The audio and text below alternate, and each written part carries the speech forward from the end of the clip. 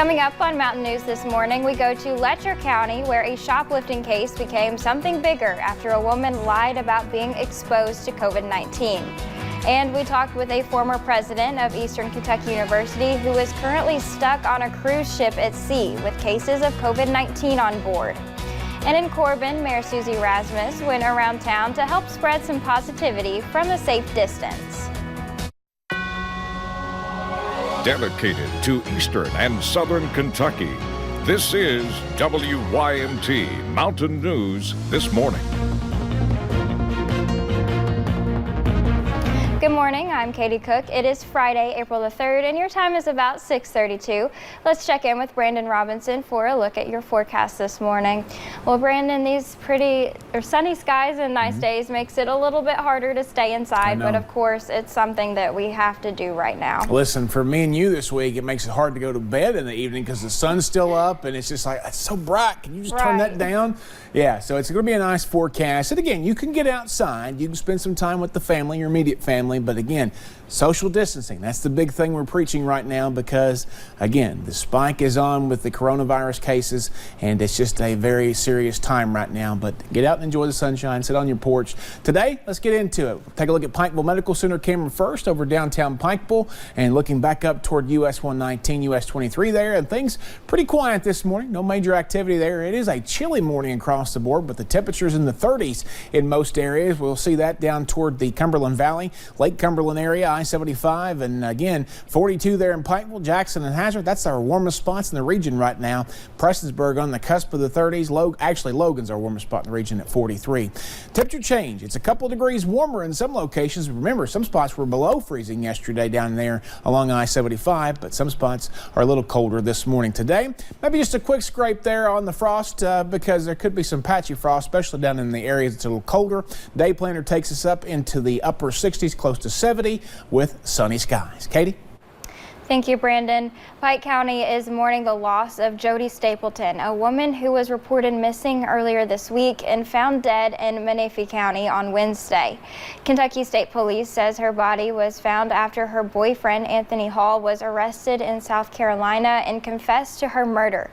But her loved ones say the story of her life is something that should always overshadow the news of her death. I don't want Jody to be remembered as a statistic. She's more than that. Her life meant more than that. She's a very amazing person in every way. Her friends and family say this is one of the most difficult things they have ever been through, and they just want her 8th grade son to always remember the wonderful woman that she was. Monday is the deadline for former Eric Seacon clients to apply for settlement benefits. Attorney Ned Pillersdorf says any former client who has received a notification from the Social Security Administration saying their benefits are under review should act immediately. He says hundreds of people stand to benefit from this settlement, but many have not responded.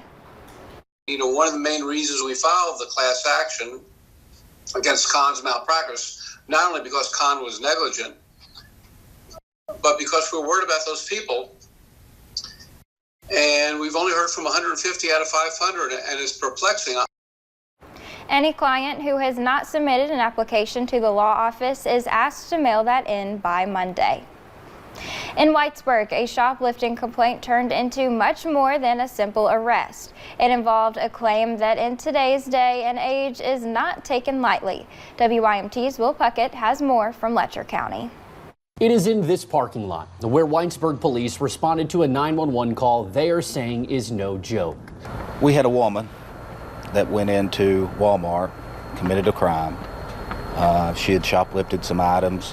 While a crime, that stealing of a hoodie and some sweatpants is not what makes this crime unusual. While they were gathering information from her, she tells them that she's been running a fever. Also that she had recently been tested for COVID-19 and the results were pending. Claiming she had the coronavirus, a claim today that is not taken lightly. The more I thought about it, the madder I got because, you know, if she had been, then she should have been in isolation. It was that thought and more that led Chief Tyrone Fields to the woman's house, where he learned more about her claim. We got the confirmation that she hasn't been tested. She hasn't been to the hospital since 2017. A relief for all involved, but a claim that Fields says will carry more than just criminal charges. In Letcher County, Will Puckett, WYMT Mountain News. Now, Fields did not go into detail as to what charges will be filed. He did say he expects them to come down soon and for an arrest to follow shortly after. A former president of Eastern Kentucky University has found himself among hundreds stuck on a cruise ship in the Atlantic.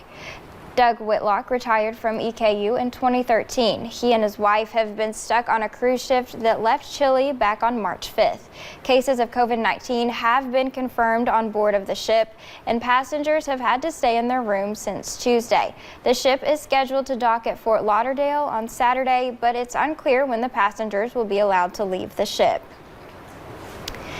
Kentucky hotels could be used to help a major shortage of hospital beds during the COVID-19 surge. Travel industry officials say many hotels whose clientele has been drastically reduced are open to the plan. WYMT's Phil Pendleton has more.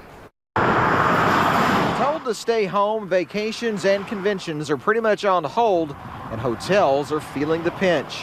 It's been nothing short of devastating.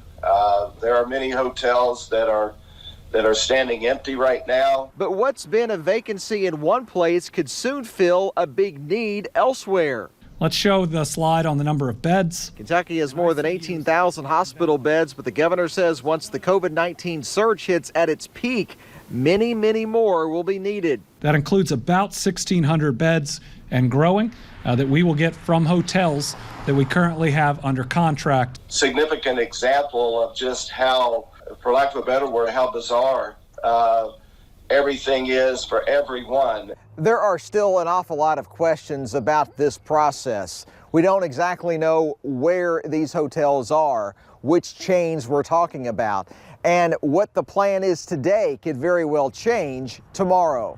The travel industry officials say dozens of hotels from every corner of the state are interested in helping out. Provide rooms for people who needed to be quarantined either prior to or in lieu of hospitalization. The governor says they may need to increase the 1,600 beds to 8,000 before all of this ends. In Frankfort, Phil Pendleton, WYMT Mountain News. The Department of Public Health, Kentucky Emergency Management, and the State National Guard could be part of the process to convert hotel beds into hospital beds. Officials in West Virginia say that the Appalachian Mountains, which stretch through both West Virginia and eastern Kentucky, gives the region an advantage to prevent the spread of COVID-19. How? Well, the state surgeon with the West Virginia National Guard says the mountains offer a series of natural barriers protecting pockets of people from other parts of the state. However, it's still critical that each group in their respective area maintains social distancing and proper hygiene. Otherwise, once someone becomes infected, if they don't isolate, it can spread quickly. People don't assume that because you live in a fairly isolated place, you shouldn't still be doing rigorous hand washing, communicating as much as you can outside. You know, look where the wind's coming and try to sit perpendicular to it so the wind's blowing away from both of you. He says the sacrifices we make now will benefit the community as a whole in the long run. As we're seeing parks close across the state, Letcher County recently shut down their Bad Branch Falls hiking trail, a popular attraction in the county. The decision came after a weekend of packed parking lots as an effort to help reduce the opportunities for people to ignore social distancing. There are places still open, though. Letcher County's Judge Executive Terry Adams says the scenic overlooks on Pine Mountain are open, and Fish Pond Lake is open to fishers and walkers. Everyone was concerned about the health of the people and just trying to limit this spread of this virus that has turned our world upside down. The county still has 0 cases, but officials say it is just a matter of time. They're also taking other precautions like a newly implemented 1 person per family per store rule. While social distancing continues to keep Kentuckians in their homes, some have been finding ways to cheer themselves and others up.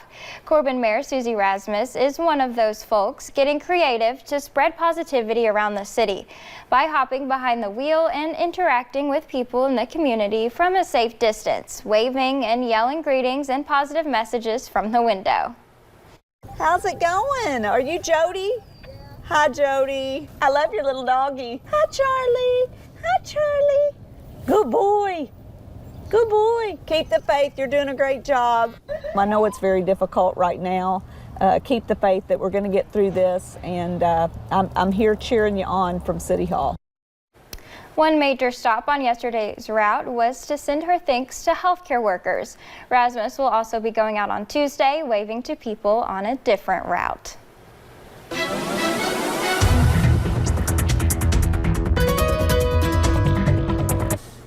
Well, the sun is starting to make an appearance here in Perry County. A little fog on the horizon there, maybe just a little bit of cloud cover, but for the most part, clear skies this morning. We're going to continue to see that trend throughout the day. Temperatures chilly in some areas, down to 34 now. Williamsburg, Monticello, Middlesboro, and Jonesville. 33 in Irvin, 43 in Logan's, one of our warmer spots. So a little extra on the coffee meter today. Keep that in mind if you're having to get out and about. Hopefully, a lot of you are staying healthy at home and being a good neighbor, and we're going to continue to see those folks who do have to get out. We'll have to deal with a little bit of frost this morning, but otherwise it's going to be a very nice day. Temperatures getting into the upper 60s, close to 70 with that sunshine. Katie? Alrighty, well, thank you for joining us on Mountain News this morning. Coming up, governors around the country are launching shelter-in-place orders, and while necessary, they could have a big impact on those who suffer from depression.